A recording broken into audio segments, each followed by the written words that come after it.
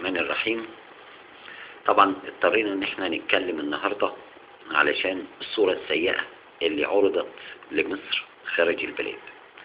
نحب نقول للناس اللي بره البلد واللي جوه البلد، اولا مصر الحمد لله ربنا عزها وربنا عز شعبها، والحمد لله فيها ناس طيبين. واذا كانت هناك بعض الفئات هننوه عنها. بالنسبة للجماعة النصارى في مصر، احنا طول عمرنا عايشين معاهم بقمة الأدب والاحترام، ولكن ظهرت منهم بعض المجموعات اللي بتحاول ان هي تشوه صورتهم قدامنا، وبتحاول ان هي تثبت لهم ان قال يعني هم هيجيبوا لهم حقوقهم وان هم هيعملوا اللي هم ما كانوش عاملين. ولكن مع بعض الناس في مصر بنلاقي بعض المسيحيين بيتعاملوا معانا في قمة الأدب والأخلاق والاحترام، وكلنا لينا أصحاب، المسلم والمسيحي أصحاب مع بعض. ولكن ظهور بعض العناصر اللي بتضطهد البنات المسلمة، وظهور بعض العناصر اللي بتحاول ان هي تشكك، وظهور بعض العناصر اللي هي بتدعم الانقلابات، هذه أدت إلى إساءة صورة المسيحيين في مصر. ولكن احنا ما زلنا لينا أصحابنا وحبايبنا وبنتعامل معهم بكل احترام ومبادئ وقيم. ده بالنسبة ليهم. حتى ان هناك بعض الجماعة المسيحيين اللي هم غير راضيين عن بعض أفعال الناس اللي تبعهم. بالنسبة للنقطة الثانية اللي نحب نفكرها لكم، أولا مؤيدون ومعارضون في مصر لاختلاف الآراء. بعد سقوط أو بعد تنحي الرئيس حسني مبارك، كانت في مجموعة من رجال الأعمال بتعتمد على المحسوبيات، فلان بيه وعلان بيه ومص دم الشعب والاستغلال للنفوس. هؤلاء المجموعة كانت تمثل نسبة كبيرة لا تقل عن 5000 تاجر، وبناء عليه بعد سقوط البهوات سقطت التجارة بتاعتهم وأصبحوا غير قادرين على تسيير أمورهم. وعلشان كده الناس دي لما وقعت بجامد. وطبعا لما وقعت 5000 واحد دائم من تجار الكبار ومن رجال الأعمال بدون شك عملوا فجوة. على الأقل كل واحد كان بيشغل له 100 عامل أو 200 عامل، وبناء عليه اتوجدت مليون واحد أو 3/4 مليون واحد في الشارع ملهمش شغل، وبناء عليه ممكن يسحبوهم علشان يبلبلوا أفكارهم. النقطة الثانية، بعض البهوات الكبار اللي في المصالح الحكومية اللي كان ما عندهمش ضمير، كان ليهم مصالح شخصية خارجية، وكانوا بيستغلوا نفوذهم في حاجات خاصة بيهم. ومع سقوط النظام بدأت الحاجات الخاصة بيهم تقع. برضو الناس دي عملت بلبلة.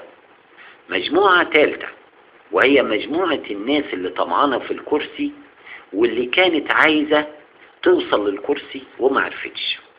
مجموعة رابعة اللي هي الإعلام، وهي المجموعة اللي أساءت إلى مصر وحاولت بقدر الإمكان إن هي تشوه صورة مصر بره مصر وجوه مصر علشان تعمل بلبلة وفوضى، لأنهم كانوا عايشين على المحسوبيات. فلان بيه ياخد منه تأشيرة يعمل مخبز ياخد عليه فلوس، يعمل مستودع ياخد عليه فلوس، يعمل أي مصلحة لحد من بره يرسي مناقصة أو مزايدة على واحد مقابل الفلوس. بناء عليه وقفت هذه الأمور وبدأت تتكشف أمورهم فاتغاظوا من النظام الحالي. مجموعة رابعة وهي المحامين. المحامين فيهم مجموعة ضد وفيهم مجموعة مع.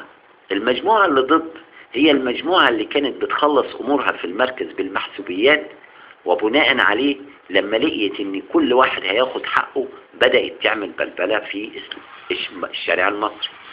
بالنسبة للقضاء المصري، معروف ان احنا عندنا احسن ناس في القضاء المصري، ولكن هو احنا بنعيب على القضاء تدخله في السياسة، ولكن لا نسيء للقضاء في مصر، لان مصر معروف ان القضاء بتاعها شامخ ومحترم.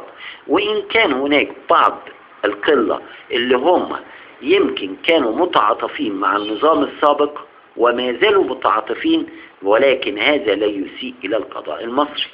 بالنسبة لوزارة الداخلية، أعتقد أن فيها نسبة كبيرة جدا لا تميل إلى الفوضى ولا تميل إلى الخطأ، ولكن وجودهم في عصر مبارك في عصر الافتراء جعلهم يميلوا جزئيا إلى نوع الكبرياء، ولكن جواهم القلب الأبيض.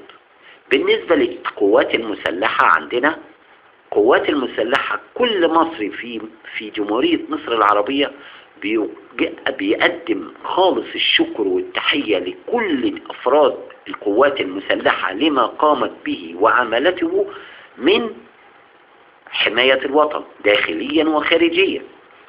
ونحن نشيد بأفعال وقوة وحسن معاملة القوات المسلحة للشعب المصري. هناك هذه المجموعة اللي كانت عايشة في أيام حسني مبارك في رعرعة، استعانت بمجموعة من البلطجية والهمجية، وكل بلد فيها بلطجية وهمجية وشبيحة، واستعانت ببعض الناس اللي هربانين من الأحكام، ودول كمية كبيرة لا تقل عن 3-4 مليون، واستعانت بمجموعة الشباب اللي هم في الكنيسة اللي هم عايزين يقولوا لأهاليهم الكبار احنا هنعمل اللي انتم ما عملتوهوش، شغل عيال يعني. والكنيسة في هذه الحالة ضغطت على مجموعة كبيرة من الجماعة النصارى ان هم يبقوا ضد الدكتور مرسي، في حين ان اغلبيتهم يريدون تطبيق الشريعة الإسلامية. ومعروف ان الشريعة الإسلامية لا تميل الى الخطأ، بل بالعكس، هو عمر الشريعة الإسلامية في مصر ما هتفرض على النصراني ان هو يتجوز 2 أو 3 ولا يطلق، ولا هتفرض عليه ان هو يتعامل بالميراث حسب ديننا احنا، ولكن الشريعة الإسلامية بتقول لكم ما لنا وعليكم ما علينا، وهذا هو الحق. ولذلك مع استعانة مجموعة الناس اللي طمعانين في الكرسي وأصحاب المصالح والبهوات اللي في المصالح الحكومية الكبار ورجال الأعمال اللي سقطوا وبعض أمور خاصة بشباب الكنيسة اللي يريدون تغييرها، المجموعة دي استغلت البلطجية، واستغلت بعض البنات اللي هي سلوكها وحش، واستغلت بعض الناس الهربانين من الحكم، واستطاعت ان هي ترعب الشعب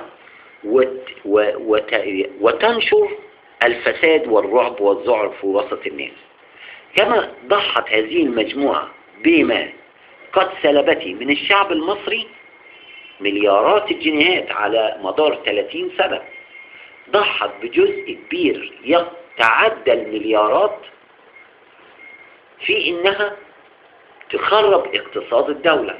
مرة ياخدوا البنزين ويحرقوه، مرة ياخدوا القمح ويحرقوه، مرة يوقفوا شركات بعض الناس الكبيرة بحيث ان يجوع السوق والعرض يبقى قليل والناس تجوع، مرة بان هو يضغطوا على الجماعة اللي في المصالح الحكومية، مرة يقطعوا النور، مرة يقطعوا المية، مرة يوقفوا القطارات، مرة يوقفوا الاتوبيسات، مرة يعطلوا مصالح الناس، مرة يزودوا الضرائب على الناس، مرة يخنقوا الناس، مفتشين التموين يمضوا على العيش، مخابز تسرق العيش.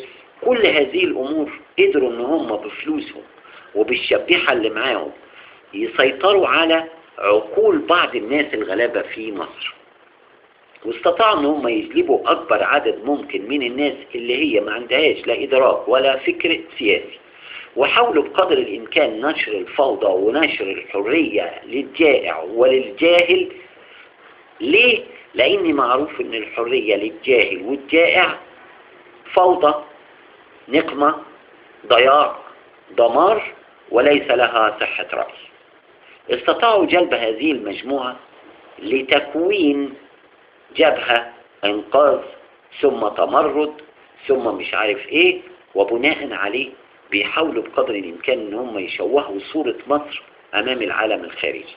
ولكن مصر طول عمرها متحدة، نصراني مسيحي مسلم يهودي عايش فيها، كلنا ابناء الله ونحكم بما يريد الله، وكلنا لنا ما لنا وعلينا ما علينا، وكل واحد فينا بيتعامل مع التاني بصدق وإخلاص.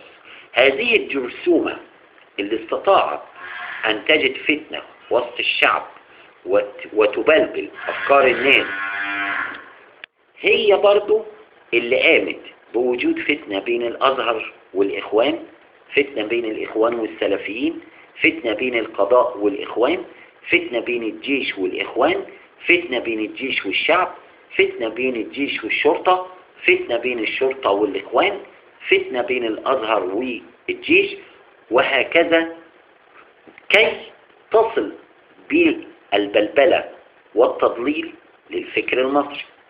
كما استطاعت أيضا عن طريق الفيسبوك بعمل إيميلات وهمية ونشر صور فاسدة لإقناع الفتيات بأن هذه الأمور مباحة. كما استطاعت أيضا بنشر بعض الملابس الخليعة التي لا تصح مع إخلاق أي من الأديان، سواء يهودية، مسيحية، إسلامية، ولكن تحت بند الموضة مرة، عيشوا حياتكم مرة، انتوا مش عايشين حياتكم، انتوا مش لاقيين تسهروا، انتوا مش عارف ايه. خنقة الشعب في احتياجاته، في التموين، في الزيت، في الجاز، في الوقود، في المواصلات. كل الأمور دي أمور مصطنعة ويعرفها الشعب، ولكن الشعب مغلوب على أمره من 3 نقط. النقطة الأولى عدم الوعي والجهل. النقطة الثانية قلة الموارد والفقر. النقطة الثالثة التسخين والتضليل للناس.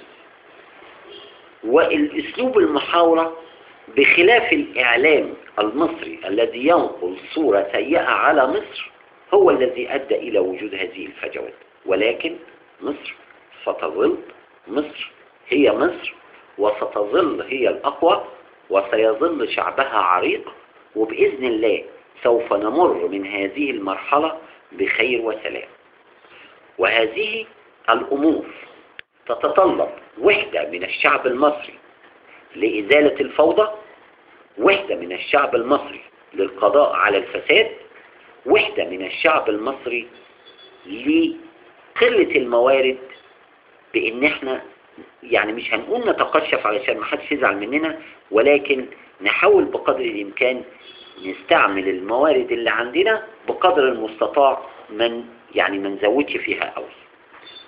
تحياتي لكل الشعوب العربية والشعوب الأوروبية ولجميع دول العالم. مصر ستظل مصر بإذن الله. أما الصورة اللي نقلت عن مصر فهي صورة سيئة، ولكن ليست صورة حقيقية. مع تحيات مصر لكل العالم العربي.